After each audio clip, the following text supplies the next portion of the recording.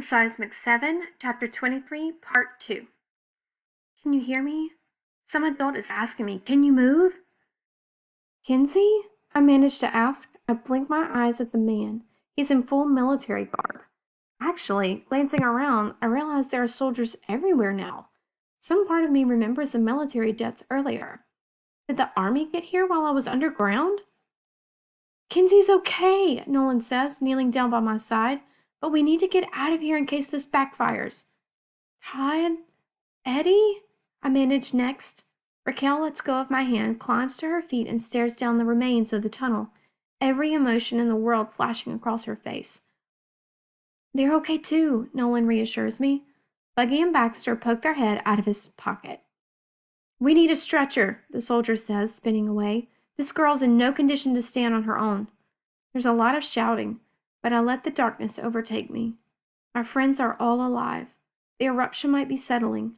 From what's going on around me, it seems like the topside containment system is coming together.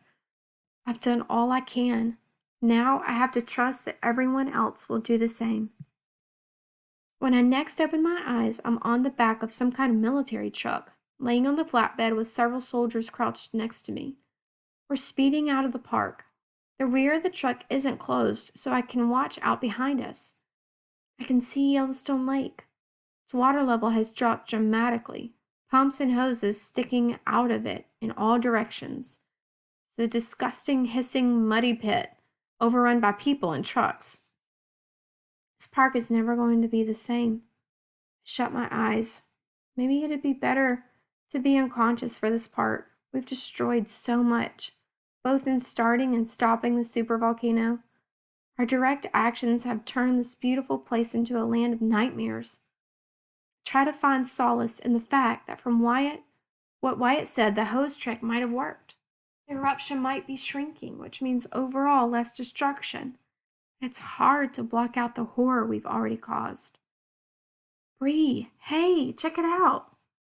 I open my eyes again. Kinsey is next to me. I hadn't realized that. Was she there a moment ago? Or did more time really pass? She's pointing. In the distance, by some trees that somehow aren't on fire, there's an elk, and with her a baby. They're staring at us. Both are safe, both are alive. The elk mother's eyes lock onto mine, and in that moment I have the answer to my question from down in the tunnel. I'm sure many didn't survive this disaster, but we've stopped a bigger one.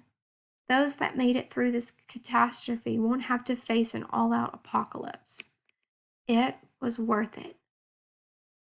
I leaned my head back down at the urging of one of the soldiers. Once we're several miles out of the park, one of their radios sounds. Flooding is working like a charm. Going to take a while, but the volcano's already calmed way down. If we keep this up, we'll contain this sucker for good. And without the pressure release for that supervolcano, our scientists are telling us it should settle naturally over time. Those kids did it. If you're with them, tell them that. Tell them their stubbornness saved the planet. You hear that, Bree? Kinsey says.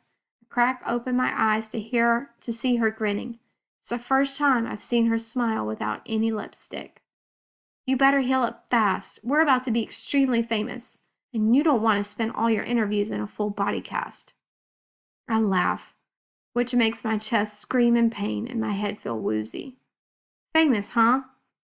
Right now, I'd be happy enough to have a warm bed and about 80 fewer broken bones. But more than that, I'd really love to find a way to restore Yellowstone.